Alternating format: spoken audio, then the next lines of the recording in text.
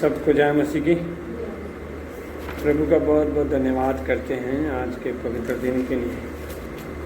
प्रभु आज एक और दिन उस उपवास प्रार्थना में आप लोगों के बीच में लेकर आया और उसकी करुणा सदा की है और वो जो कुछ इस पृथ्वी पर चाहता है वो ही हमारे लिए करता है। और आज एक और दिन पवित्र आत्मा ने हमें उसके पास आने के लिए मदद किया है और मैं विश्वास करता हूँ कि आप लोग सब खुश होंगे, आनंदित होंगे, क्योंकि गर्मी जितनी भी हो रही है वो परमेश्वर हमारा एक जैसा, वो कभी ना बदलने वाला परमेश्वर। हम मौसमों को देखकर चेंज हो जाते हैं।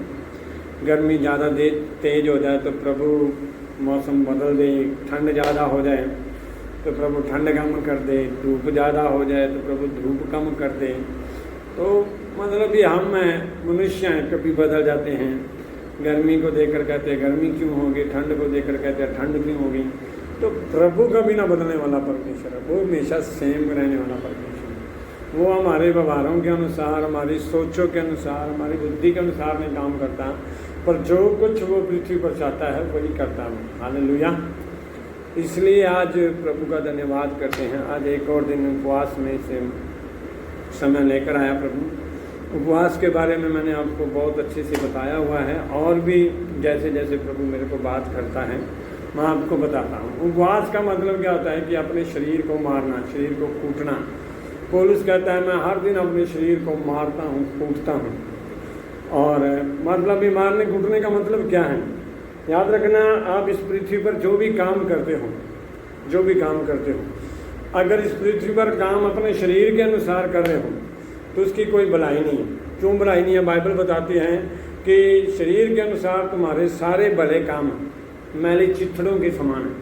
मतलब भी आप अगर शरीर के अनुसार जितने भी काम करते हो वो सारे मैले चिथड़ों के समान है, जब तक वो उसके जगह पवित्र आत्मा आपके अंदर काम नहीं करता।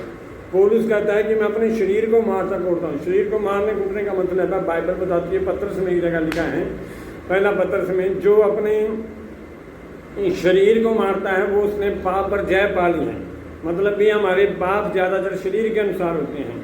तो उपवास बहुत बढ़िया चीज़ है जो हमें शरीर को कमज़ोर करती है और हमें उपवास में आत्मा को हमारी मजबूत करती है। शरीर चाहे हमारा काम ना भी करे पर पवित्र आत्मा हमें हर दिन आगे बढ़ने के लिए मदद करती है। इसलिए जब हमारा शरीर कमज़ोर होगा तभी हम आत्मा के अनुसार अपना जीवन जी पाएंगे और जी कर तभी हमारे अंदर से परमेश्वर की महिमा हो पाएंगे। बाइबल क्या बताती है? जो कुछ तुम करते हो सब कुछ किसके लिए क्या करो? परमेश्वर की महिमा के लिए क्या करो। और जब हम परमेश्वर की महिमा के लिए करना है तो हमारा शरीर उसमें साथ नहीं देता। आज कई लोग कुछ भी भले काम करते हैं, कुछ भी अच्छे काम करते हैं, तो वो क्या कहते हैं कि मैंने इतने काम किए, मैंने वो किया तेरे लिए, मैंने वो किया, अच्छा किया, बुरा किया, पर तूने कहीं पर भी मेरा साथ नहीं दिया। मतलब भी वो क्यों करते हैं? क्योंकि ऐसा बोलते हैं क्योंकि उन्होंने शरीर के अनुसार बहुत अच्छे काम किए पर किसी ने उसका साथ नहीं दिया। पर याद रखना, जब पवित्र आत्मा के अनुसार आप काम करोगे, जब आपका शरीर साथ नहीं देगा वरन पवित्र आत्मा आपके अंदर काम करेगा, तब आप शरीर के अनुसार नहीं काम करोगे। किस प्रकार काम करोगे? पवित्र आत्मा के द्वारा काम करोगे। जैसे ही पवित्र आत्मा के द्वारा काम करोगे, याद रखना, पवित्र आत्मा जब आपके अंदर से काम करवाएगा, किसी भलाई करवाएगा, सबसे पहले आपके अंदर शांति आएगी, नंबर 2 दूसरा ब्लेस्ड होगा, नंबर 3 वो ब्लेसिंग आपके पास भी आएगा। हालेलुया। ये है जब पवित्र आत्मा के द्वारा आप भले काम करते हो। जब आप अपने शरीर के अनुसार काम करते हो, शायद आप इमोशनलिटी में काम कर तो देते हो, पर क्या होता है बाद में आपके लिए बड़ा दुख का कारण होता है। जब आप शरीर में काम करते हो, नंबर 1 आप लोगों को बताओगे, नंबर 2 आप दुखी होगे, नंबर 3 आप लोगों के सामने उस व्यक्ति का नाम भी ले सकते हो कि मैंने इसके लिए ये किया। तो मतलब ये शरीर के काम है। पवित्र आत्मा और शरीर के काम दोनों बड़े डिफरेंट हैं। इसलिए बाइबल क्या बताती है कि शरीर के अनुसार शरीर व्यक्ति शरीर के अनुसार चलता है, पर आत्मिक व्यक्ति आत्मा के अनुसार चलता है।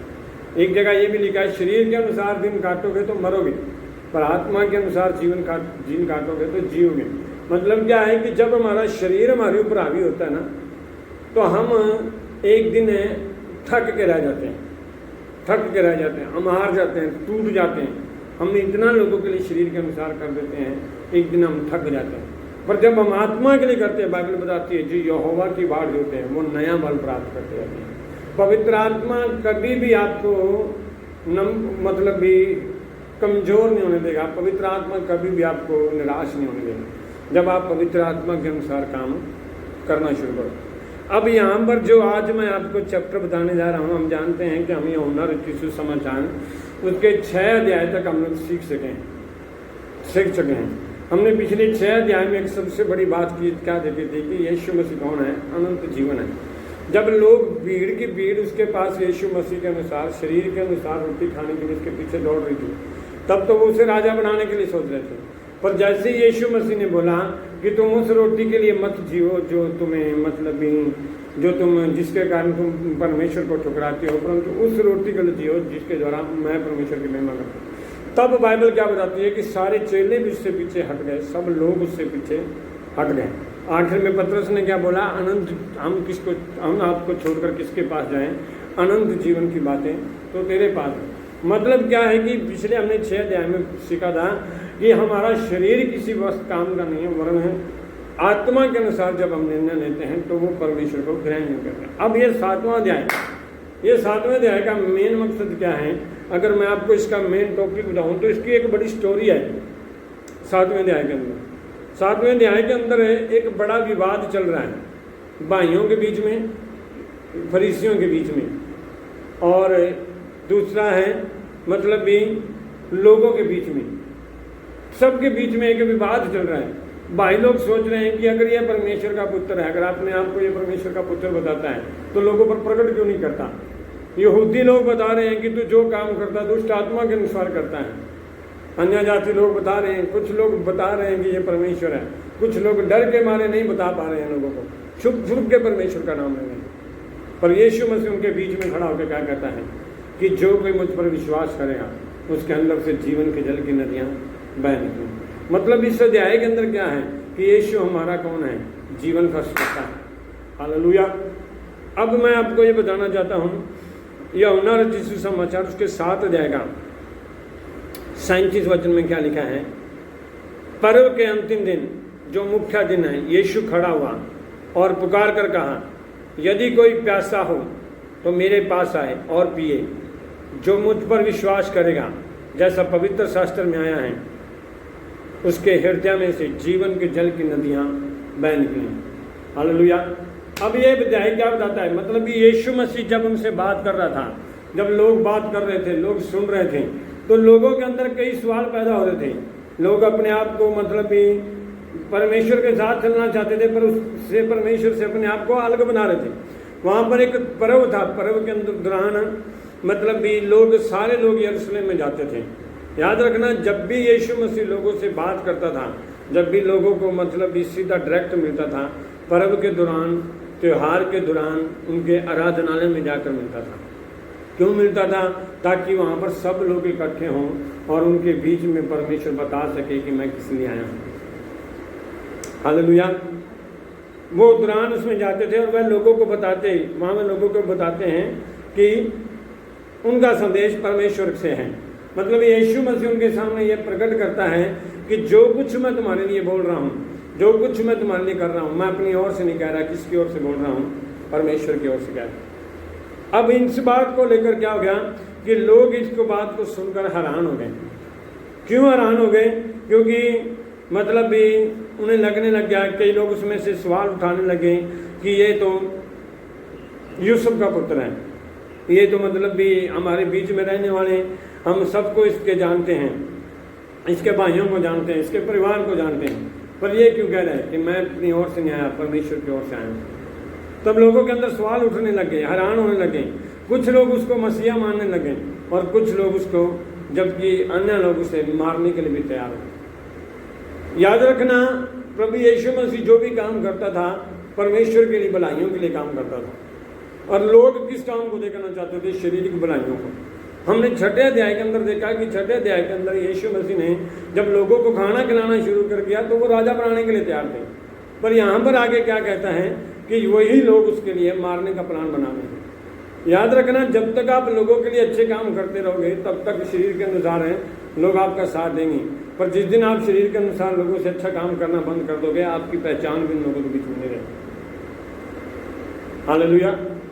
हैरानगी वाली बात है कि 5000 लोगों को खाना खिलाया, खाना खिलाने के बाद भी कुछ लोगों ने खाना बड़े आनंद से खाया। मैं हैरान हूँ, कई बार मैं सोचता हूँ कि यहूदी लोगों ने जब खाना खाया होगा, यहूदी ने भी खाया होगा, फरीसियों ने भी खाया होगा, सबने खाया होगा खाना, उसके चेलों ने सबने मिलकर खाया होगा।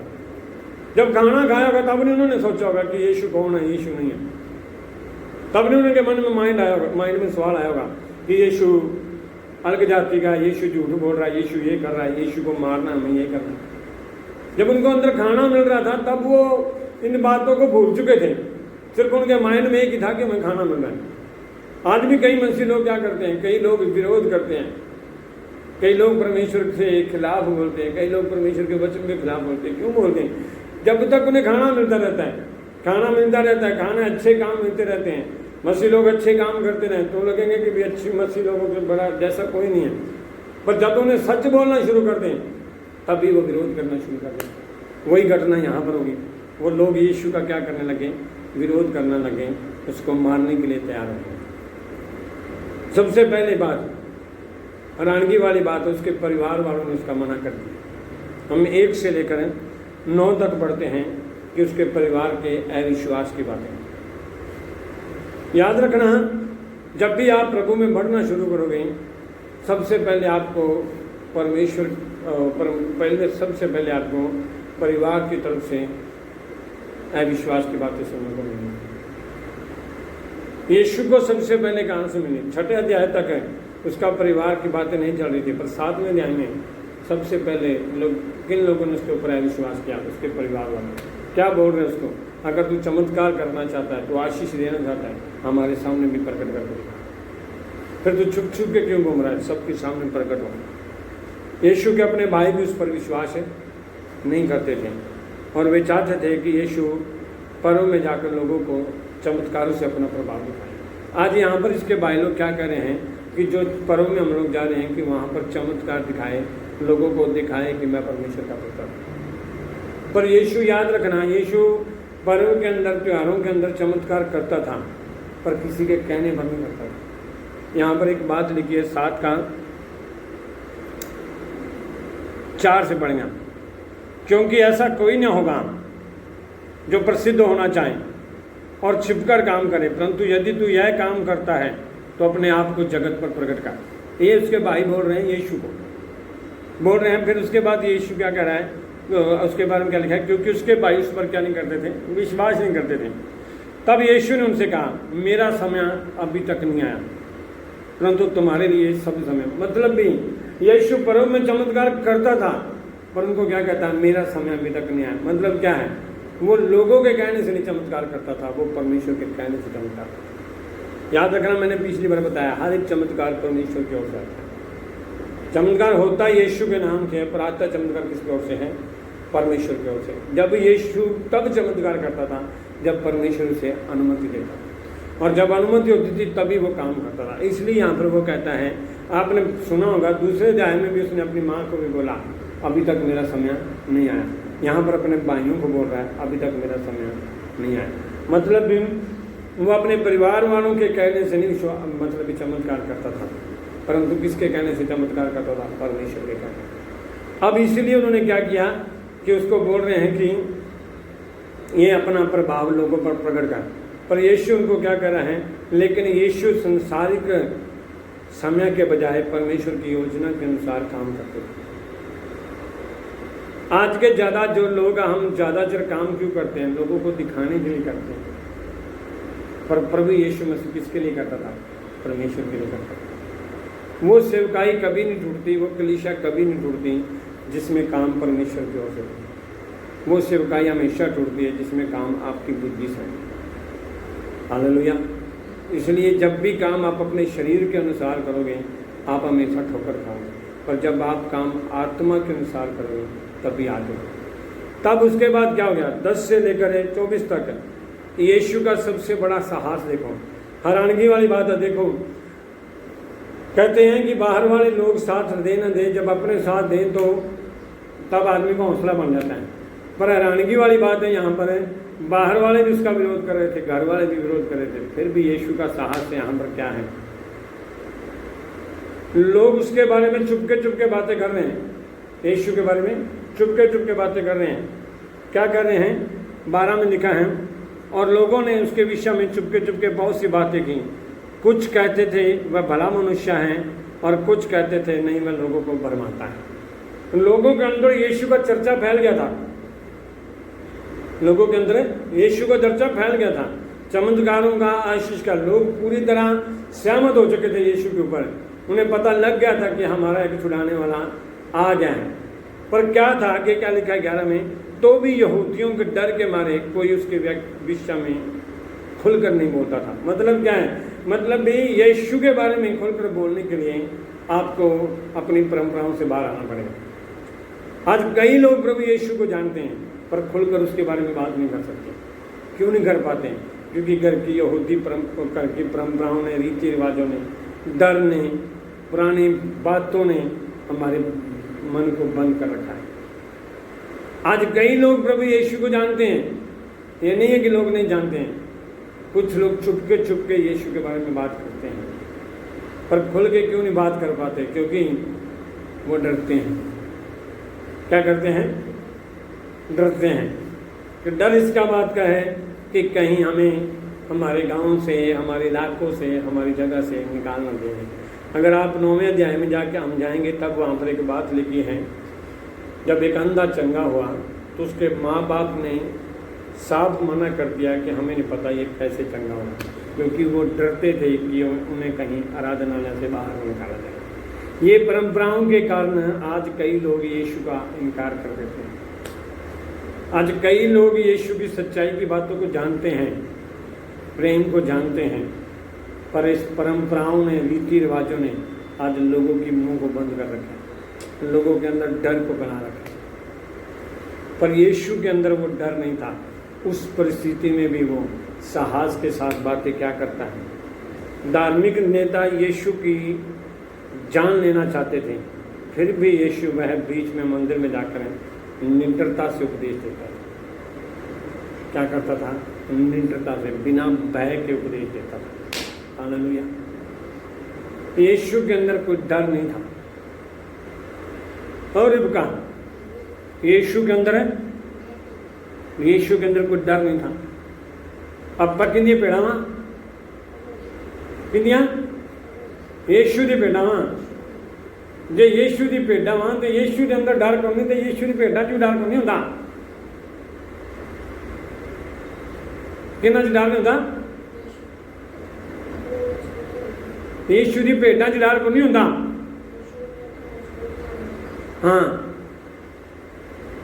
यीशु के अंदर कोई डर कोनी सी। जदों लोकां नाल गल करदा सी, खुल के गल करदा सी, जदों भी जब भी बात करता था पूरी निडरता से बात करता था। यीशु को सारा भेद था कि कौन मेरे को कब डंडा मारेगा, सारा पता सी मेरे कदों मारेगा, पर फिर भी निडरता ना चलता, बेफिक्रा होकर चलता, क्योंकि उन्हें पता सी मैं कादे वास्ते इस पृथ्वी जाना।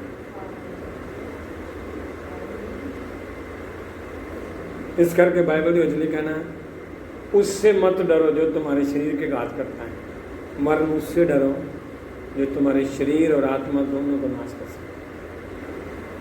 बाइबल बताती है जब यीशु को कलवरी क्रूस पर चढ़ाया गया ना, लोग पूछ रहे थे, यीशु ने बल्कि उससे सीधा पूछा तुम किसको ढूंढ रहे हो? उन्होंने बोला यीशु को।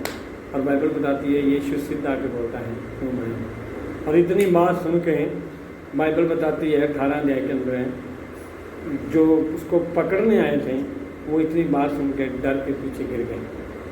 कारण क्या था पता है? सबको पता था कि क्रूस की मृत्यु कितनी भयानक है, पर यीशु खुल के कह रहा है मैं मरने के लिए तैयार। हालेलुया। ये था यीशु के अंदर साहस, यीशु के अंदर ये साहस था। आज अगर हम यीशु के बेटे हैं ना, यीशु के बच्चे हैं, यीशु मेरे अंदर है, तो हमारे अंदर डर नहीं होना चाहिए।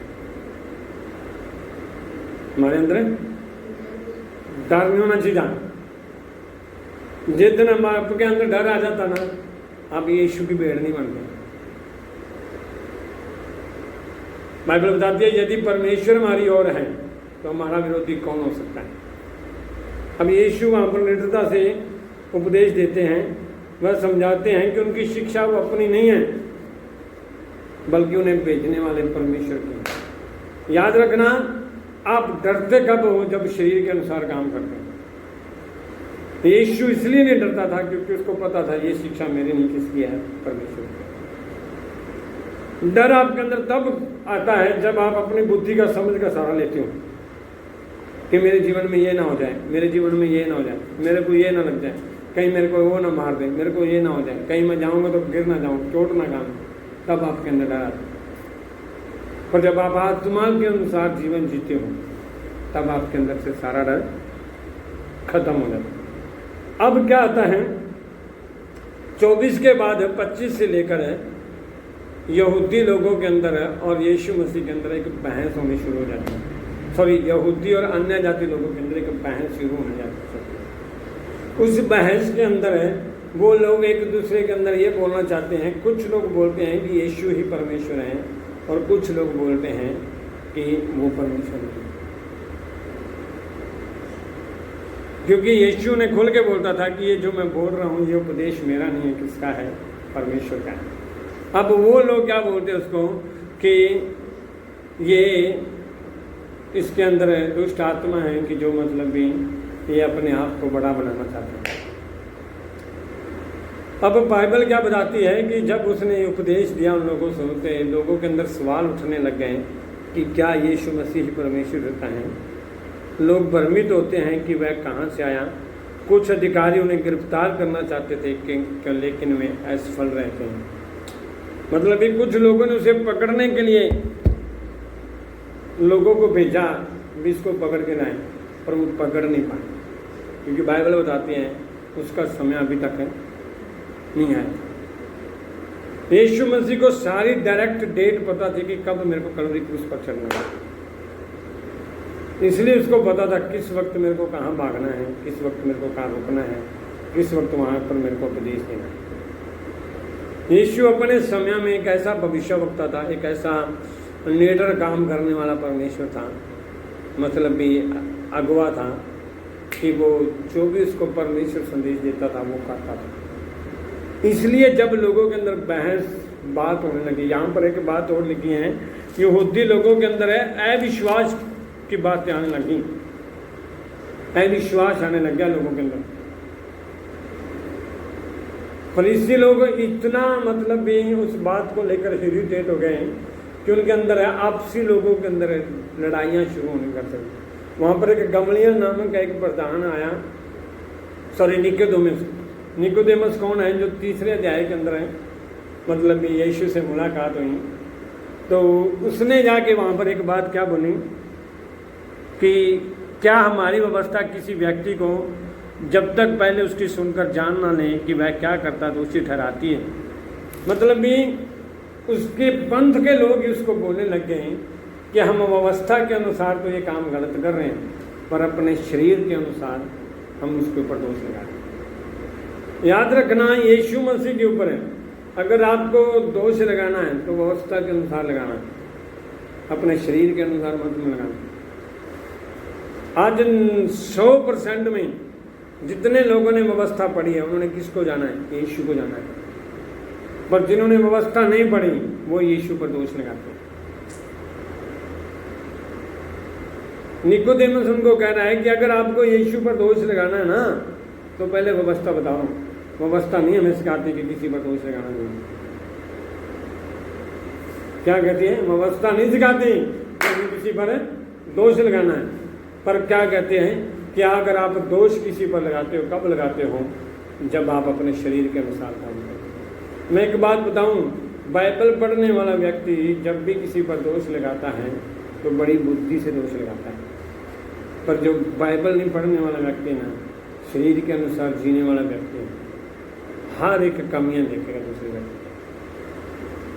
एक चाहे वो कितने भी बड़े काम कर लें, उसको दूसरे व्यक्ति के अंदर कमियां आएंगी।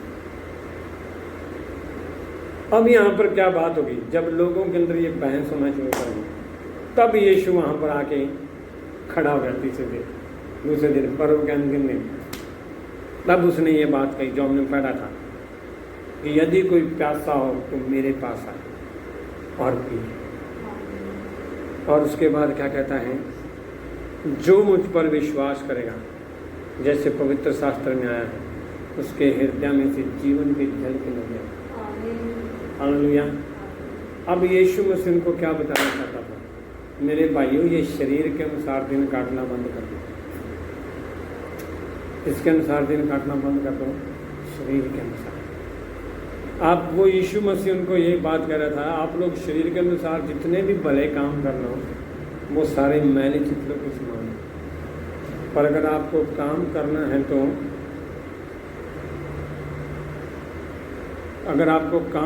है तो किसके अनुसार करना पड़ेगा, पवित्र आत्मा के अनुसार करना। यीशु मसीह उनको क्या सिखा रहा था, कह रहा है मुझे समझने के लिए तुम्हें किसकी जरूरत है, पवित्र आत्मा। पवित्र आत्मा। और पवित्र आत्मा जब आपके अंदर आएगा तभी आप लोग समझ पाओगे कि मुझे काम किसके लिए करना है, दुनिया के लिए करना है या परमेश्वर के लिए करना है। याद रखना, मैं एक बात बताऊं, शारीरिक व्यक्ति हमेशा दुनिया को खुश करता है, पर आत्मिक व्यक्ति, पवित्र आत्मा में जीने वाला व्यक्ति हमेशा परमेश्वर को खुश करता है। लोग यीशु को पसंद इसलिए नहीं कर रहे थे क्योंकि वो उनके शरीर के अनुसार काम नहीं कर रहा था, उनके शरीर के अनुसार काम नहीं कर रहा था। आज अगर किसी व्यक्ति को आप शरीर के अनुसार खुश कर दोगे ना तो वो आपसे बहुत प्यार करेंगे। आज मसीह लोगों के अंदर मैं बताऊं एक सबसे बड़ी दुख वाली घटना, हर एक मसीह व्यक्ति शरीर के अनुसार खुश होना चाहता है, पर कोई भी मसीह व्यक्ति आत्मा में जीना नहीं चाहता। जिस व्यक्ति को, जिस कलीसिया के अंदर है आत्मा के अंदर प्रचार होता है, उस कलीसिया के अंदर लोग कम होंगे पर वह विश्वास में मजबूत होंगे। जिस कलीसिया के अंदर शरीर के अनुसार प्रचार होता है लोग बहुत होंगे पर आत्मा में जीने वाला बहुत कम होंगे। हालेलुया।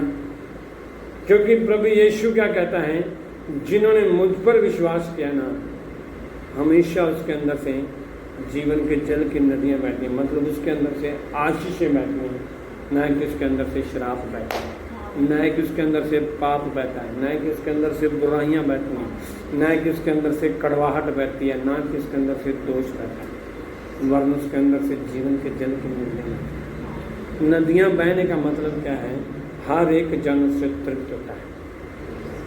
प्रभु यीशु मसीह का ना जो सबसे बड़ा टॉपिक था, मैं कहता हूँ 7वें अध्याय के अंदर ये था कि यीशु उनको ये बताना था। अगर आप 7वें अध्याय को सही से पढ़ोगे ना तो 7वें अध्याय के अंदर बाद जितने भी अध्याय आते हैं हर एक के ऊपर पवित्र आत्मा की मोहर लगी हुई है। मतलब भी यीशु मसीह उनको क्या बता रहा था कि जब तक तुम्हारे अंदर पवित्र आत्मा नहीं आएगा ना, जो काम मैं करता हूँ उससे आप समझ नहीं पाओगे।